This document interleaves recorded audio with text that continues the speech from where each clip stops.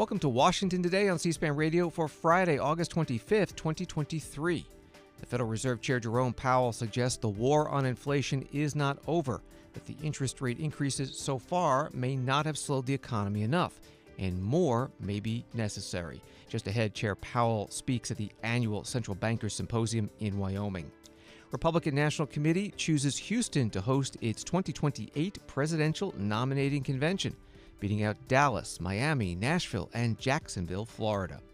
All of the 19 co-defendants in the Georgia election interference RICO case turned themselves in ahead of today's deadline, including Jeffrey Clark, the Justice Department official that former President Trump was considering naming acting Attorney General to help carry out the plans to overturn the 2020 election results.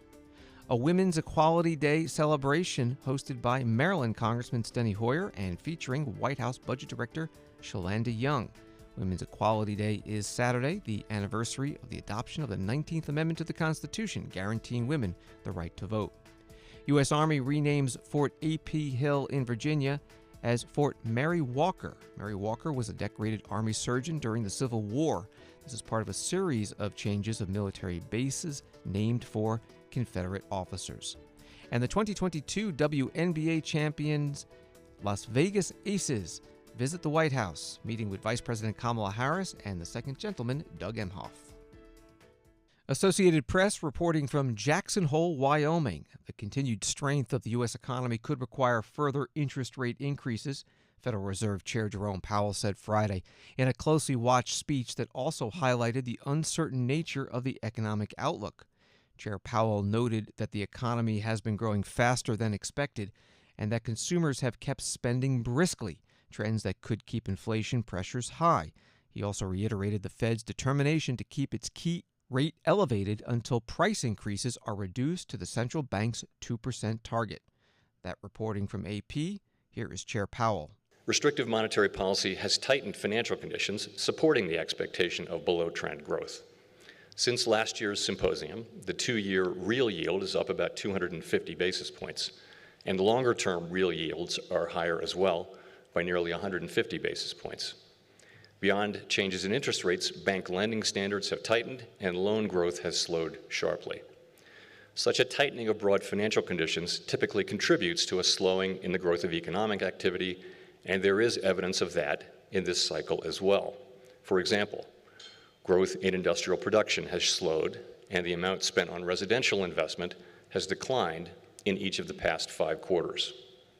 But we are attentive to signs that the economy may not be cooling as expected.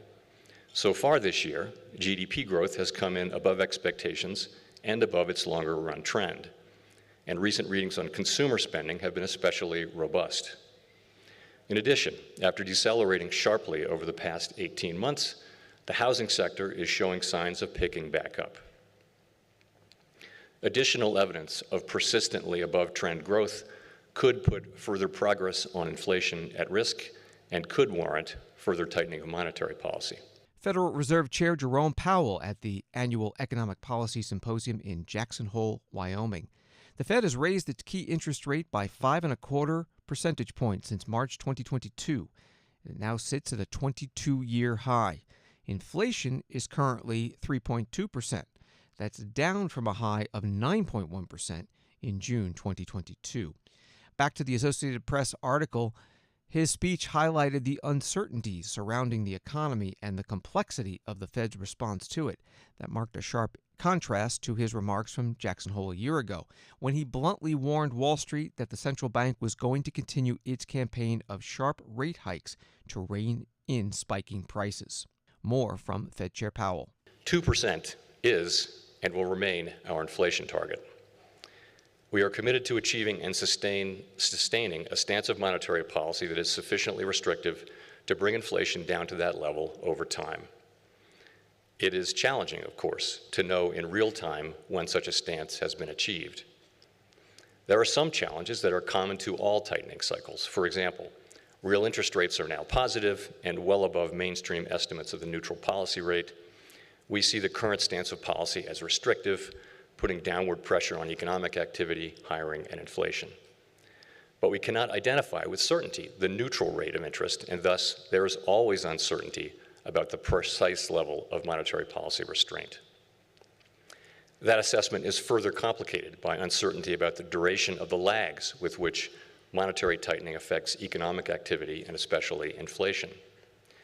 Since the symposium a year ago, the committee has raised the policy rate by 300 basis points, including 100 basis points over the past 7 months. And we have substantially reduced the size of our securities holdings. The wide range of estimates of these lags suggests that there may be significant further drag in the pipeline. Beyond these traditional sources of policy uncertainty, the supply and demand dislocations unique to this cycle raise further complications through their effects on inflation and labor market dynamics. For example, so far, job openings have declined substantially without increasing unemployment, a highly welcome but historically unusual result that appears to reflect large excess demand for labor. In addition, there is evidence that inflation has become more responsive to labor market tightness than was the case in recent decades. These changing dynamics may or may not persist, and this uncertainty underscores the need for agile policymaking. These uncertainties, both old and new, complicate our task of balancing the risk of tightening monetary policy too much against the risk of tightening too little. Doing too little could allow above target inflation to become entrenched and ultimately require monetary policy to wring more persistent inflation from the economy at a high cost to employment. Doing too much could also do unnecessary harm to the economy.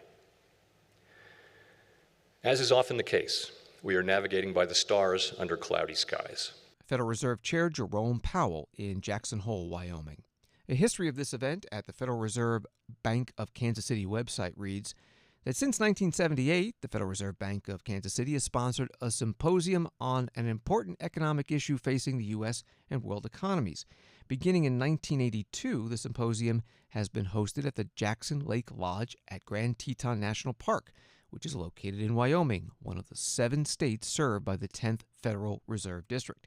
Each year, the event provides a venue for international central bankers, Federal Reserve officials, other policymakers, and academics to discuss issues of mutual concern. On Wall Street today, the Dow up 247, NASDAQ up 126, S&P up 29.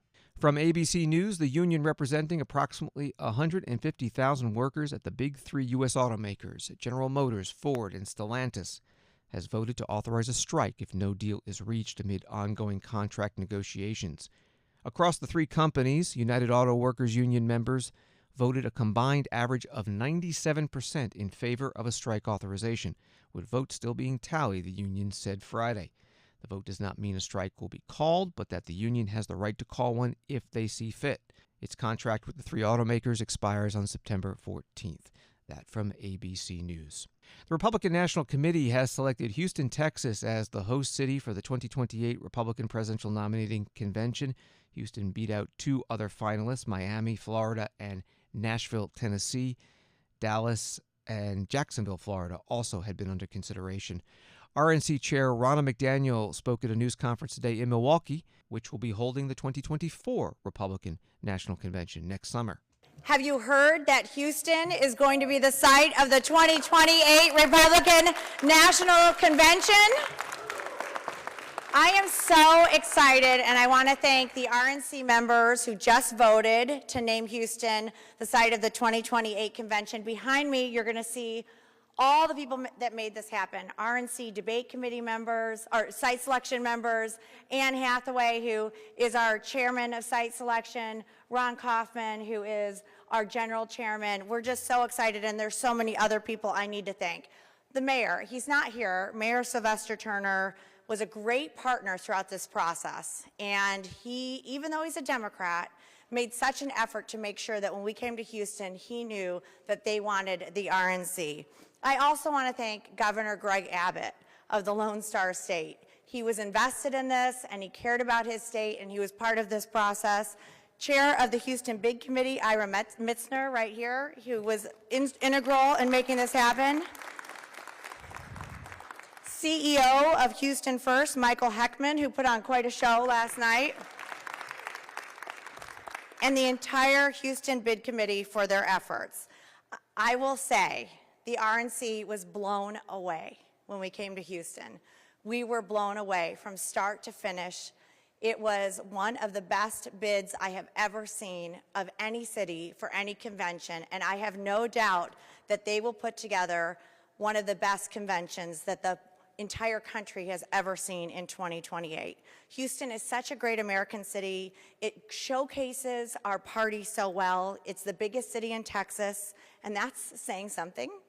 It's a perfect example of how our party is continuing to grow. We all know that Hispanic voters have been shifting towards the Republican Party. Texans like Monica de la Cruz and Tony Gonzalez and Ted Cruz and Mayra Flores have been front and center leading that charge. In 2022, we opened several Hispanic community centers across Texas, and it has been hard hit by the Biden presidency. They are on the front lines of the Biden border crisis.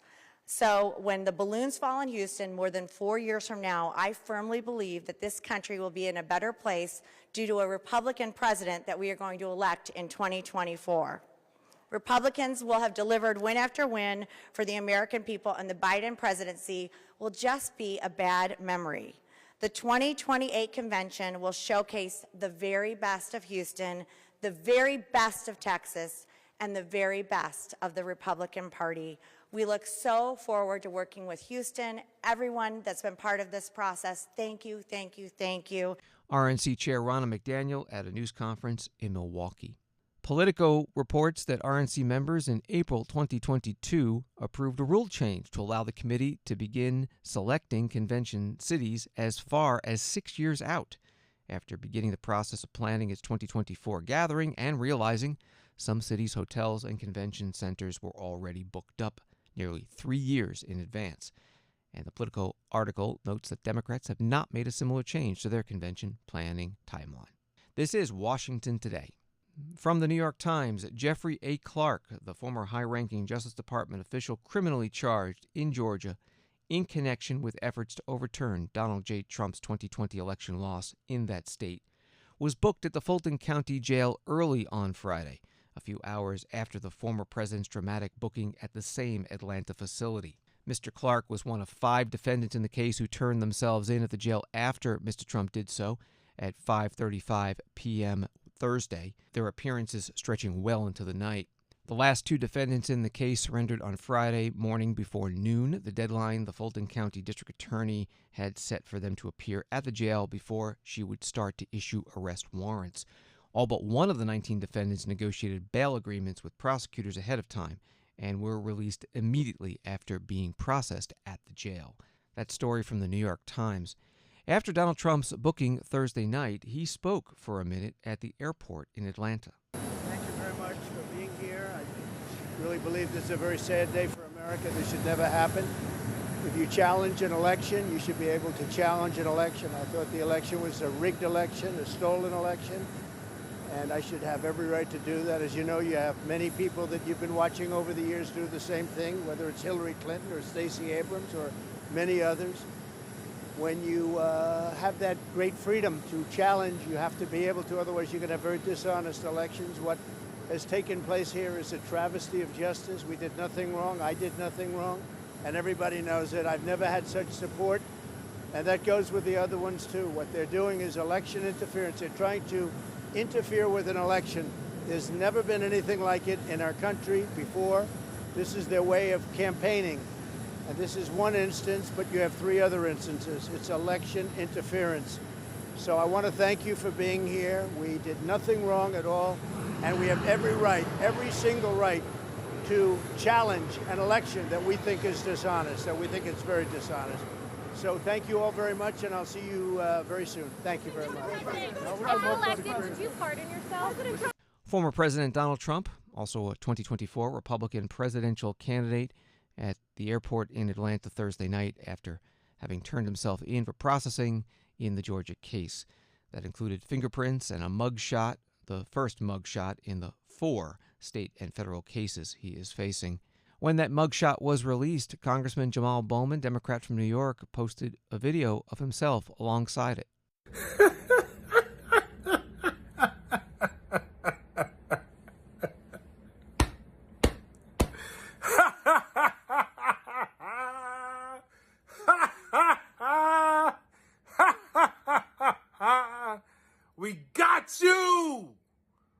got you, and more to come.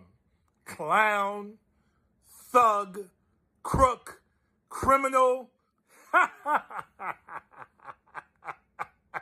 Congressman Bowman later writing online, "This mugshot is not what you think it is. It's a jackpot for Trump, who will use this image to raise millions of dollars from his cult. And the worst part is they are going to use it to win even more elections so they can change our laws to make it easier to steal our democracy." Senator Tommy Tuberville, Republican from Alabama, was interviewed Thursday night on Newsmax after Donald Trump was processed at the jail in Georgia.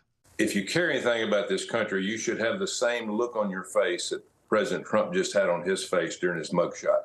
This is a disgrace to him, the next president of the United States, which will be him, a disgrace to the taxpayers of this country, and a disgrace to a country that's made it 247 years without this kind of shenanigans happening. It's disrespectful, and it just shows you what the Democrats are doing. They're weaponizing everything they possibly can to bring this president down, to keep the Republicans from gaining control again, because they know when we gain control, their shenanigans and their circus is over with, and they're going to do everything they possibly can. So hopefully this just energizes everybody across the country, even Democrats, to say, listen, enough's enough. Let's take our country back. These people are not Democrats that are running this country right now. They're activists. They're socialists. They want to change this country, and we're not going to allow them to do it. Senator Tommy Tuberville, Republican from Alabama, on Newsmax Thursday night. AtlantaNewsFirst.com has a story.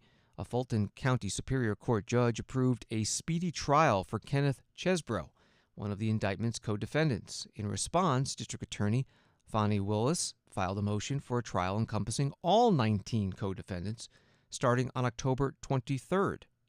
But Donald Trump's lawyers filed a statement that they intend to sever Donald Trump's case from the group case opposing the speedy trial. Tomorrow, August 26th, is Women's Equality Day. It commemorates the adoption of the 19th Amendment to the U.S. Constitution in 1920. That amendment reads, "The right of citizens of the United States to vote shall not be denied or abridged by the United States or by any state on account of sex."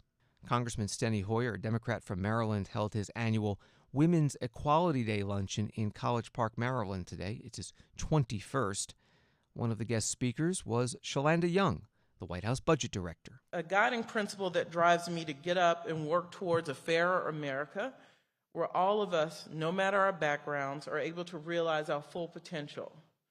It is why this administration continues to fight for equal rights for women, and let me just say, that's why we've delivered. And it's why on day one, President Biden established the first ever Gender Policy Council, which is responsible for leading a government-wide effort to advance gender equity and equality both at home and abroad. It's why this administration invested $70 million in the nation's women's business centers, also known as WBC, which help women start and grow small businesses. Lots of women who have families make their living through small businesses. It is the backbone of this economy, and we've got to do everything possible to support these small businesses and recognize that the more we invest there, it is better for all of our economic success in this country. Women shouldn't be precluded from being entrepreneurs. It's why President Biden signed an executive order directing the Federal Acquisition Regulatory Council, sounds boring but so important, to consider enhancing pay equity and transparency. Because women shouldn't be paid less for equal work. How hard is that?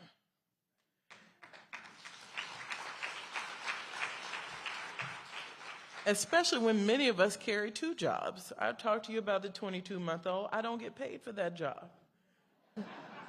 But it is a full-time job. And for those of you with partners who cook the bacon when you bring it home, God bless. I do both. I bring home the bacon, I cook the bacon, and I clean the pots.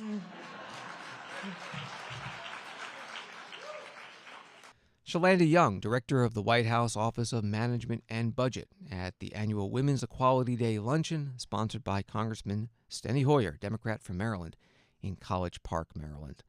President Biden put out a Women's Equality Day proclamation promoting voting rights and efforts to improve women's economic security and physical safety. And he writes, this year we also mark the 100th anniversary of the introduction of the Equal Rights Amendment. It is long past time to definitively enshrine the principle of gender equality in the Constitution, and I will continue to fight for the Equal Rights Amendment as I have throughout my career. The U.S. Army has renamed Fort A.P. Hill, Virginia as Fort Walker in honor of Dr. Mary Walker, Civil War surgeon and Medal of Honor recipient. It's the first U.S. Army installation named solely after a woman, and it's part of a series of removing names of Confederate officers from military bases, as an independent commission recommended a couple of years ago. Retired Lieutenant General and Dr. Nadja West, former Army Surgeon General, spoke at today's ceremony. Women like Dr. Mary made it possible for the younger me to have even been able to dream of a career of being an Army physician. She reminded me of the sacrifices that were made for me to enjoy the privilege of being an Army doc. She challenged me to keep going, even when obstacles arose that really paled in comparison to what she endured just to be able to serve as the talented surgeon that she was. She inspired me to do better on behalf of those I served as a leader and as a healer when I considered how much she accomplished with so little. And she unites us, all of us, no matter our branch, our age, our race, gender, occupational specialty, or what other category we separate ourselves into. Her story unites us as Americans with the common purpose our Army has had since its inception, that of supporting and defending the Constitution of our United States. So naming this installation after someone who exemplifies courage, duty, honor, service to country, and humility, especially in the noble profession of an Army physician, will serve as an inspiration to all to do better and to be better together. Nadja West, retired Army Lieutenant General, doctor, and former Army Surgeon General from 2015 through 19 at Fort Walker, formerly Fort Hill, near Bowling Green, Virginia. Washington Today continues in a moment. When citizens are truly informed, our republic thrives. Get informed straight from the source on C-SPAN. Unfiltered, unbiased, word for word. From the nation's capital to wherever you are. Because the opinion that matters the most is your own. This is what democracy looks like. C-SPAN, powered by cable.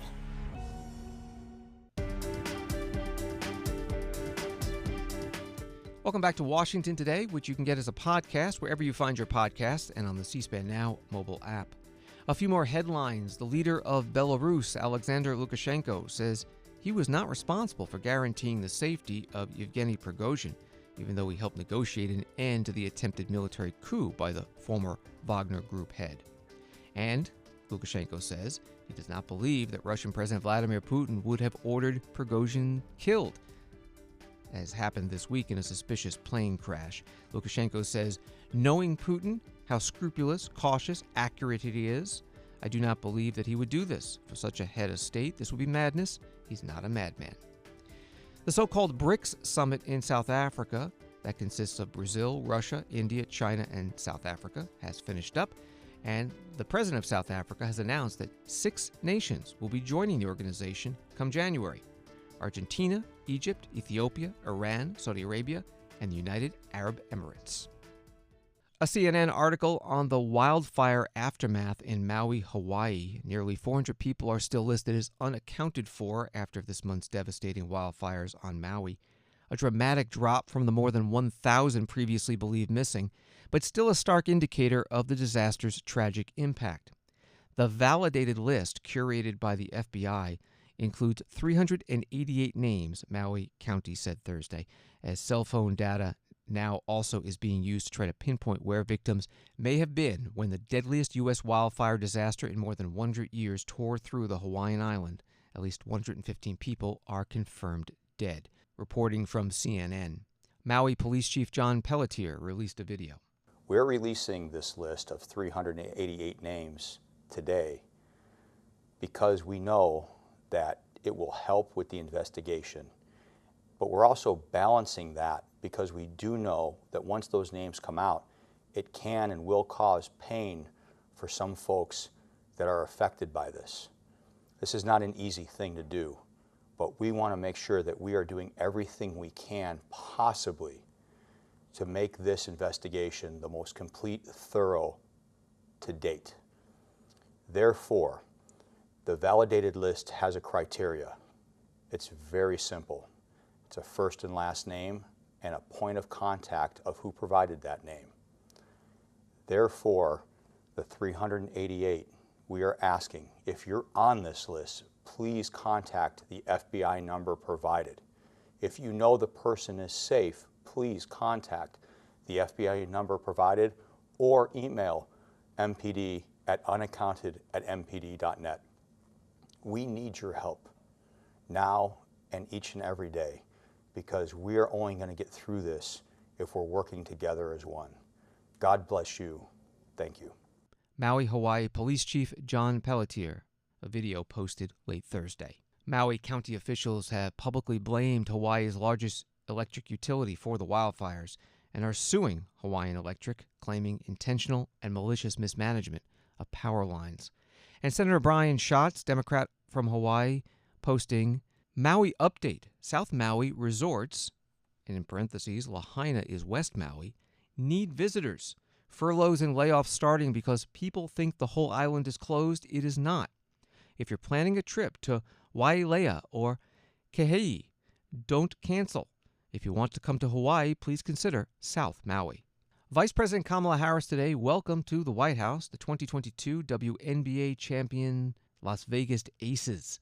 The Aces beat the Connecticut Sun 3-1 in the best-of-5 series. Vice President celebrating their achievements on and off the court. The Aces brought home that trophy because you are not only a team, you are a family. You support each other on and off the court, and you represent your fans, your teammates, your city with poise and with heart. And we know you are not done. Just last night, the Aces set the WNBA record for wins in a season.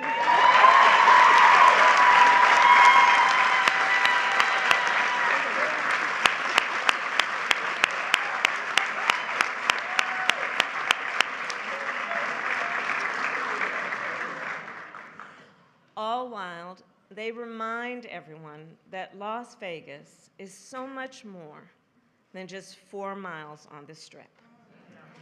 Because in addition to being champions on the court, these leaders are role models and leaders off the court. You each have a commitment to excellence that includes a commitment to serving your community through the Las Vegas Aces Foundation.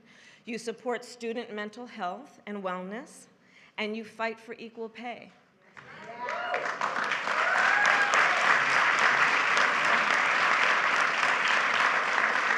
And on the issue of equal pay, let us discuss that for a moment. You have made clear it is an issue of basic fairness and an issue of economic justice. You know that in our country, women still make only about 84 cents for every dollar that a man makes, and that the gap is wider in professional sports. But you are fighting quite successfully to close that gap. And as I have long said, when we lift up the economic status of women, we lift up the economic status of families, and all of society benefits. So, to the Aces, thank you for your advocacy on the issue of pay equity for women athletes and for all women and their families and for our entire economy. Thank you for that work. Vice President Kamala Harris at the White House with the Las Vegas Aces, 2022 WNBA champions. Also there, the second gentleman, Doug Emhoff. This is the Aces' first league championship and the first major professional sports championship for the city of Las Vegas. Monday, August 28th is the 60th anniversary of the 1963 March on Washington. the march that was highlighted by Dr. Martin Luther King Jr.'s I Have a Dream speech. And tomorrow, Saturday, on C-SPAN, American History TV takes a look at the civil rights movement in 1963 with 5 hours of programming, starting at 3 p.m. Eastern, including the Birmingham Civil Rights Institute commemoration of the 60th anniversary of the Birmingham Children's March, held at the 16th Street Baptist Church in Birmingham, Alabama. One of those students is now Reverend Gwendolyn Webb. I have not stopped traveling and teaching and marching and fighting for all of you, all of us.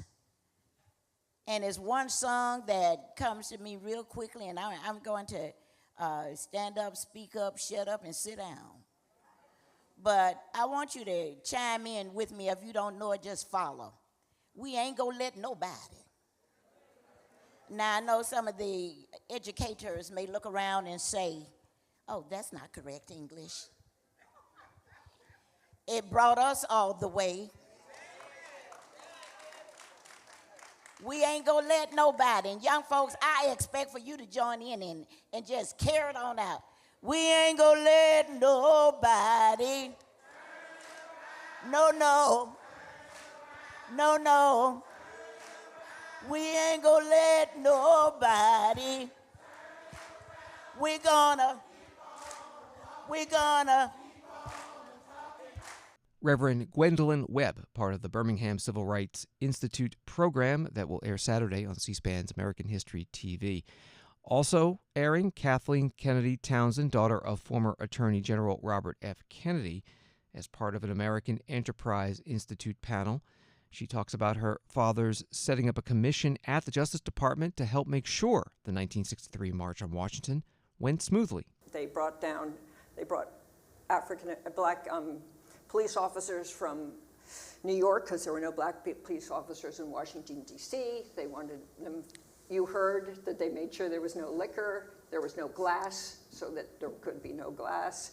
They at one point, they were afraid that there weren't going to be enough people. John Kennedy brought in labor leaders to make sure that there were a lot of white people involved in the march because they wanted to make sure that it was an integrated march. And there were a number of things that they really wanted to do. They wanted a large march. They wanted to be integrated, and they looked at some of the speeches to make sure that it wasn't too radical, and that upset a number of the blacks. And Malcolm X was very angry.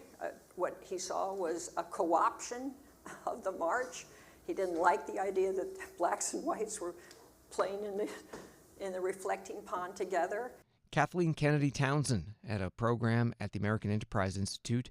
It's part of C-SPAN's American History TV programming on Saturday, starting at 3 p.m. Eastern, 5 hours of events on the civil rights movement in 1963, all ahead of Monday's 60th anniversary of the 1963 March on Washington. And thanks for listening to Washington Today. Sign up for C-SPAN's evening newsletter word for word to get the stories making headlines in Washington emailed to you every day. Subscribe at cspan.org/connect. Have a good night and weekend.